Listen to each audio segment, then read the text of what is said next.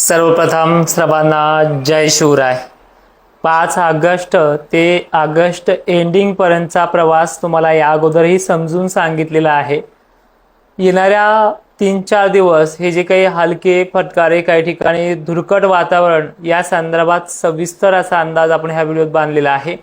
आणि 15-16 ऑगस्ट पासून जी काही कमी दाब पश्चिम महाराष्ट्रात का त्याचा फरक जो काही पडणार आहे, पण त्याचा जो जोर आहे तो खानदेश विदर्भाला सर्वाधिक जास्त बसण्याची शक्यता आपण मागील सातत्याने व्हिडिओच्या प्रत्येक एंडिंगमध्ये सांगितल्याप्रमाणे ते उद्भवणार आहे। आता 5, 6, 7 ते 9 ऑगस्ट पर्यंत हे जे काही फटकारे फुटकारे आहेत, यामध्ये काही बदल आहे का, किंवा भाग घेण्याची व्याप्ती याची किती राहील, हे सुद्धा व्हिडिओच्या शेवटपर्यंत पाहूयात। आणि मेघगर्जनेसह मुसळधारेचा जो काही इशारा आहे 17 ऑगस्ट, 18, 19, 20 पर्यंत, यामध्ये काय बदल होतोय का हे देखील आपण पाहूयात। ठीक आहे, सध्या तुमच्या फवारण्याची कामं मला वाटतं जवळपास महाराष्ट्रामध्ये 80% भागांची जोरात चालू आहे।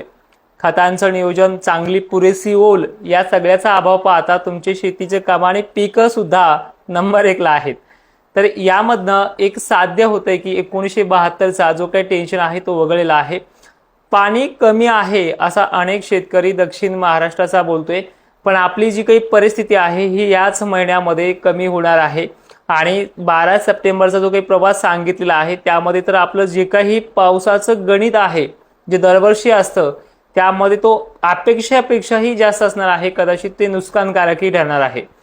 आता उद्यात आपण 5, 6, 7 ऑगस्ट दरम्यान जे काही घडणार आहे त्याबद्दल हे पहा।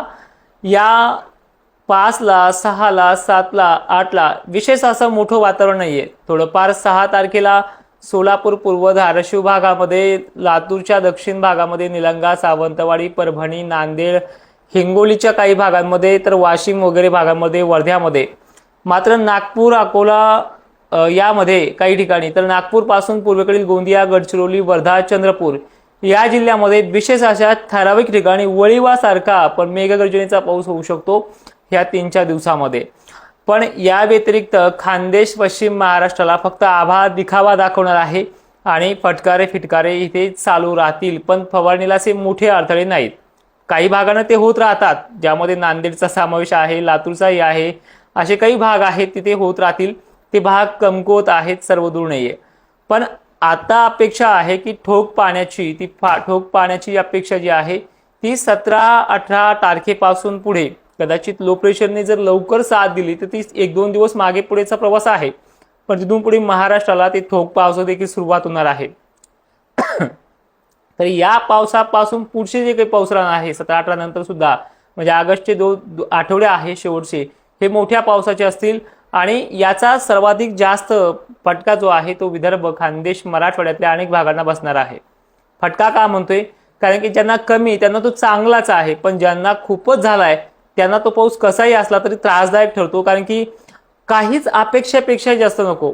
आपल्याला कंटाळणार नाही आम्ही पावसाला असा म्हणलेला शेतकरी सुद्धा कंटाळलेला आहे, बरोबर। अपेक्षापेक्षा बकाडी जमत नाही आणि पाऊसही जमत नाही, ही आपली स्थिती असते। त्यामुळे हा पाऊस नुकसानकारक ठरू शकतो। तो 17 ऑगस्ट पासून 16 ऑगस्ट पासून स्टार्टअप होतो आणि विदर्भामध्ये त्याचा परिणाम आहे। मग पश्चिम महाराष्ट्र आणि दक्षिण महाराष्ट्राला हा पाऊस मात्र तारणहार ठरेल, जो 17-18 पासून स्टार्टअप होणार आहे, ज्यामध्ये सांगली, सोलापूर, पुणे, अहिल्यानगरला सुद्धा खूप चांगल्या प्रतीचा हा पाऊस राहू शकतो आणि तिथून पुढे ते वाढ होत जाणार आहे। त्यामुळे तिथे विहिरीच्या पाण्याचे जे काही आतापर्यंत आपण मागे सांगितलं त्या पद्धतीने त्या 60% भागाचा प्रश्न मिटलाय, पण हे जे काही थोड्या आणि अधिक प्रमाणाचा जो काही प्रश्न आहे तो देखील त्याच तारखेपासून मिटायला पुन्हा सुरुवात होईल।